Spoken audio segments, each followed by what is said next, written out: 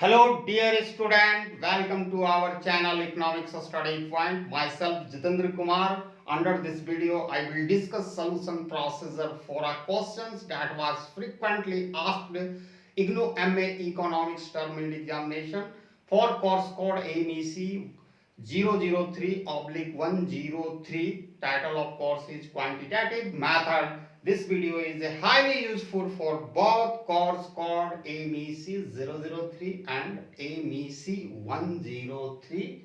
This problem, the video is completely devoted to linear programming problem.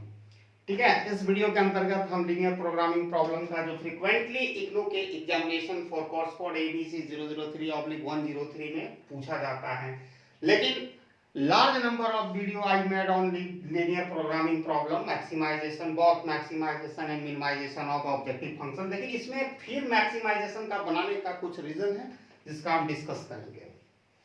तो let us start. तो यहाँ solve करना है मैक्स. देखिए जो z इक्वल टू जो दिया गया है उसको ऑब्जेक्टिव फंक्शन कहते हैं. z equal to 50x2 plus 30x2 plus 50x1 दिया गया है. ये ऑब्जेक्टिव फंक्शन है. सब्जेक्ट टू दो इनइक्वालिटी का जो इक्वेशन है इसको हम लोग प्रॉब्लम कंस्ट्रेंट कहते हैं. और जो लास्ट वन है x1 x2 greater than equal to 0 उसको नॉन नेगेटिव कंस्ट्रेंट कहते हैं. ठीक है, लेकिन यहाँ पर मैक्सिमाइजेशन का प्रॉब्लम है. जो जनरली हम लोगों ने अभी तक मैक्सिमाइजेशन का प्रॉब्लम का सॉल्व किया है तो उसका जो प्रॉब्लम कंस्ट्रेंट होता है वो लेस देन इक्वल टू होता है. लेकिन इस क्वेश्चन में मैक्सिमाइजेशन का प्रॉब्लम है लेकिन greater than equal to problem constraint दिया गया है. जैसे मिनिमाइजेशन करना रहता तो ये क्वेश्चन सही प्रतीक हो रहा है. It appear correct. तो जब इस तरह का सिचुएशन हो तो कैसे सॉल्व करें उसी के लिए ये वीडियो मैंने बना रहा हूं. तो let us start solution for this question. तो यहां समझना पड़ेगा कुछ बेसिक चीजें. ठीक है, इसमें कोई भी जो इंटरसेक्शन पॉइंट नहीं मिलेगा. ठीक है, मिलेगा भी. इसका एक मीनिंग है. x1 x2 greater than equal to 0 यानी फर्स्ट क्वाड्रेंट में ही आपको ग्राफ ड्रॉ करना है. ठीक है, और ये प्रॉब्लम कंस्ट्रेंट है. तो सबसे पहले प्रॉब्लम कंस्ट्रेंट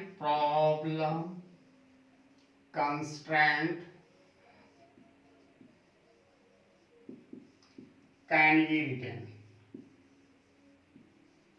जो यूजुअली हम लोग करते हैं क्या, ignoring the inequalities and taking only equal to sign, written as. तो हो जाएगा x1 plus x2 equal to 9. पहला स्टेप है कि जो इक्वल टू ग्रेटर देन का जो साइन है उसको इग्नोर करना है, ओनली इक्वल टू को साइन लेके आगे बढ़ना है. दूसरा problem constraint can be written as 2x1 plus x2 equal to 2. अब ये दो इक्वेशन हमारे पास आ गया है. ठीक है, तो जैसा हम सिमिलर प्रोसीजर अपनाते हैं तो पहला इक्वेशन से काम करते हैं. फर्स्ट इक्वेशन में फ्रॉम इक्वेशन 1 x1 और x2 का वैल्यू हम निकालेंगे. Alternative putting the x1 equal to 0 x2 equal to 0. ठीक है, इक्वेशन 1. तो क्या है, x1 plus x2 equal to 9. ठीक है, तो यहां पर हम पुट कर रहे हैं, पुटिंग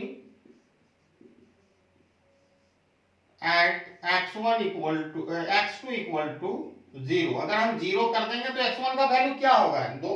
ठीक है, तो x1 प्लस x2 का वैल्यू अब 0 हो गया इक्वल टू 9. तो ऑब्वियसली x1 इक्वल टू 9 होगा देयरफॉर.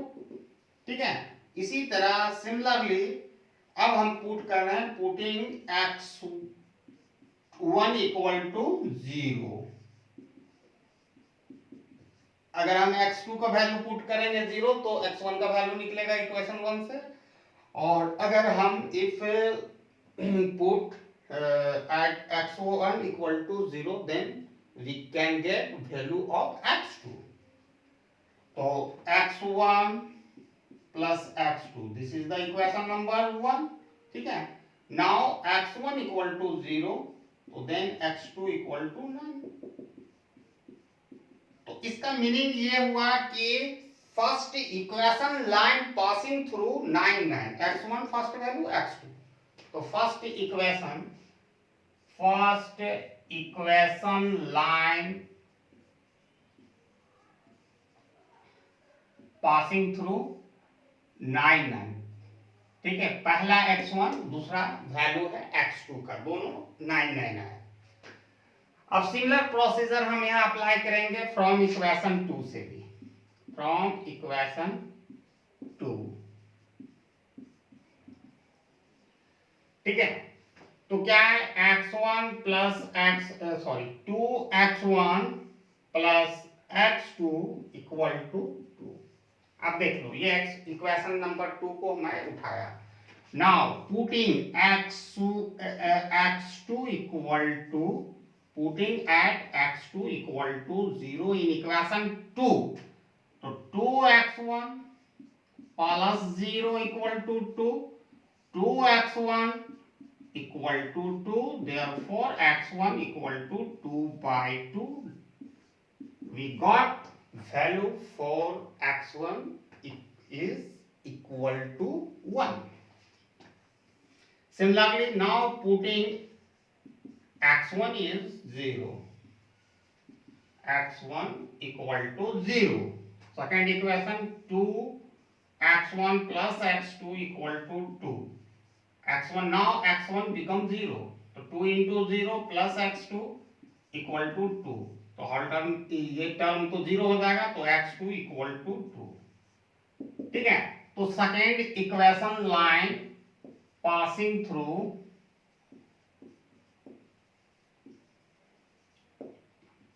क्या हो रहा है भाई, x1 का वैल्यू क्या है 1, पहला value x1 and thereafter we need to put value of x2, 1 2 pass करें, दो इक्वेशन लाइन हो गया, ठीक है। अब इसका पॉइंट ऑफ इंटरसेक्शन निकालने के लिए दोनों साइमल्टेनियस इक्वेशन को सॉल्व करना पड़ेगा, तो वो काम हम लोग करते हैं। अब एक काम और बच गया इंटरसेक्शन पॉइंट निकालने के लिए, इंटरसेक्शन पॉइंट,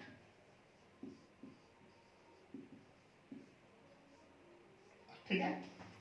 अब यहाँ ऑब्वियसली अगर first equation is subtracted by second equation, तो we are able to get eliminate x2 and we are able to get the value of x1, so x1 plus x2 equal to 9, 2x1 plus x2 equal to 2, ठीक है, sign change होगा, तो x plus x2 minus x2 cancel, minus x1 equal to 7, so therefore x1 equal to minus 7. Now substituting value of x1 either equation 1 and 2 in order to get the value of x2, x2 का value निकालने के लिए हम x1 का value किसी भी equation में हम पुट करेंगे, लेकिन हम इक्वेशन 1 में ही पुट कर रहे हैं। तो x1 plus x2 equal to 2, नहीं 9, ठीक है, x1 plus x2 equal to 9. Now what value got for x1 equal to minus 7, minus 7 plus x2 equal to 9, so therefore x2 equal to 9 plus 7 16। ऐसा क्यों हुआ, ये -7 उधर आगे से साइड में शिफ्ट करेगा तो चेंज हो जाएगा साइन, +7 हो गया 16। तो इंटरसेक्शन पॉइंट जो है, तो x1 का पहला वैल्यू -7 और दूसरा x2 का 16। अब क्या है, ड्रॉ करना है ग्राफ, ठीक है। तो अब तक ये वाला दिया जाता था, बहुत लोगों को मीनिंग नहीं समझ में आता था, तो इस वीडियो में इसी का मीनिंग काफी अच्छा से समझ में आएगा कि क्यों दिया जाता है, कि भाई नॉन नेगेटिव कांस्टेंट, तो उसी पर हम लोग अभी सीखेंगे।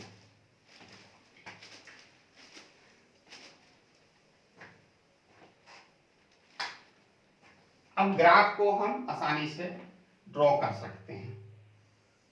ये वर्टिकल y होता है, ठीक है, y, यहां से हम नीचे भी ले सकते हैं इसको ज्यादा, लेकिन ज्यादा लेने की जरूरत नहीं है। और जो हॉरिजॉन्टल लाइन होता है वो रिप्रेजेंट करता है एक्स का। लेकिन हमारा दो वेरिएबल है x1 और x2, तो x1 को हम मेजर कर रहे हैं हॉरिजॉन्टली या x1 डैश, ठीक है, इसको डैश कर दिए। अब ये x2 हम इसको लिख रहे हैं और नीचे जाके x2 डैश। अब देखो जो ये इसको कहते हैं फर्स्ट क्वाड्रेंट, इसको सेकंड क्वाड्रेंट, इसको थर्ड क्वाड्रेंट, इसको फोर्थ क्वाड्रेंट। अब हमारा मैक्सिमम नंबर 10 तक लेते हैं, 1 2 3 4 5 6 7 8 9 10। ऊपर भी 9 तक लेते हैं, 10 तक, 1 2 3 4 5 6 7 8 9 10, ठीक है। ये ओरिजिन है। अब ये जो वैल्यू जो पुट करते हैं 1 2 3 4 5 6 7 8 9 10, 1 2 3 4 5 6 7 8 9 10। ये जो x2 का वैल्यू नीचे में माइनस हो जाएगा, इधर का जो वैल्यू x1 का है, इधर इस साइड x जो डैश में हम लगाए हैं इधर सब माइनस हो जाएगा। तो 1 2 3 4 5 6 -1 -2 -3 -4। ये समझाने के लिए मैं कर रहा हूं, पहले आप समझ लीजिए इसको। -6 -7 -8 -9। अब क्या है कि फर्स्ट इक्वेशन लाइन कहां से पास कर रहा है, 9 से, तो x1 का वैल्यू भी 9 होगा और x2 का भी वैल्यू, तो ये लाइन को आप मिला दो। दूसरा है कि पहला x1 का वैल्यू 1 होगा और x2 का वैल्यू, दूसरा सेकंड इक्वेशन लाइन।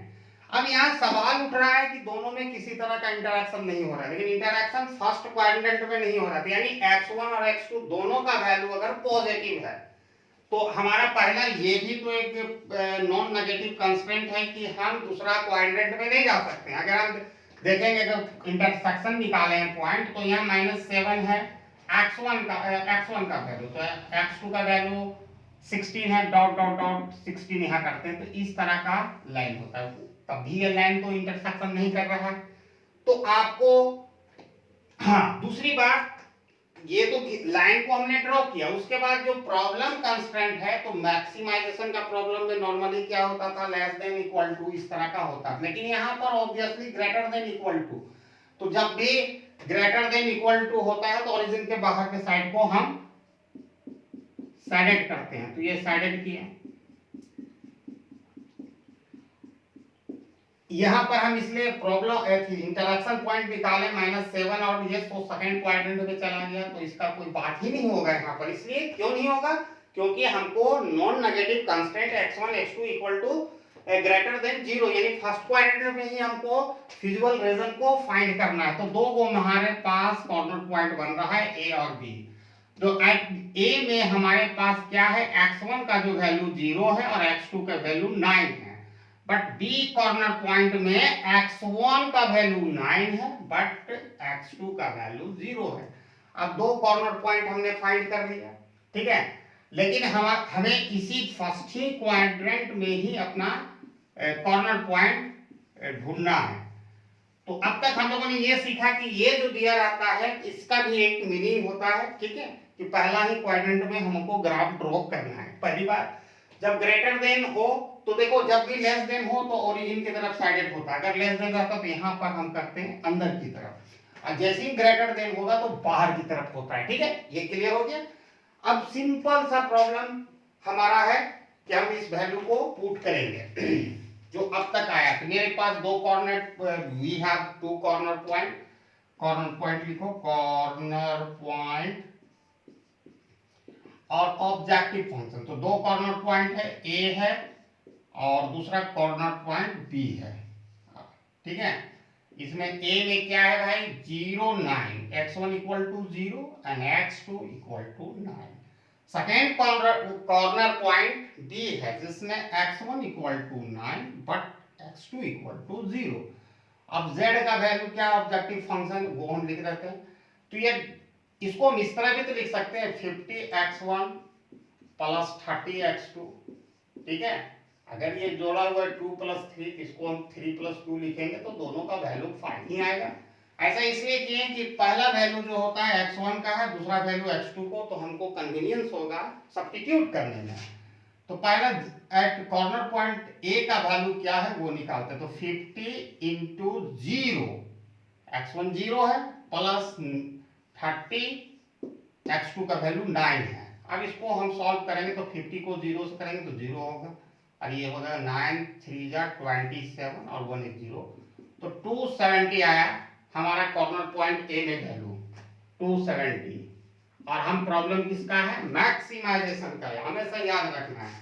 तो एट कॉर्नर पॉइंट बी पर z का वैल्यू क्या होगा वो देखते हैं। 50x1 प्लस 30x2, ठीक है। तो 50 इंटू x1 का वैल्यू यहाँ क्या है 9, प्लस 30 इंटू x2 का वैल्यू 0। अब यहाँ क्या है कि 9 5 जा 45 और एक 0, प्लस 30 इंटू 0 0 45। तो z का value at corner point B पर 450 आता है। तो यह प्रॉब्लम किसका है, मैक्सिमाइजेशन। तो which value is a greater, obviously ये वैल्यू ग्रेटर है, तो z is maximize, z is maximize at corner point B, ठीक है, at x1 equal to 9 and x2 equal to 0, ठीक है। x1 equal to 9 and x2 equal to 0। तो ये चीज हुआ। अगर मिनिमाइजेशन का प्रॉब्लम रहता तो क्या है कि ये अंदर की ओर होता, तो यहाँ पर दो कॉर्नर पॉइंट बनता, ठीक है। तो ये तो मैक्सिमाइजेशन का प्रॉब्लम है। तो I hope everybody got the concept I discussed under this video, and thanks for watching my video till end. Jai Hind.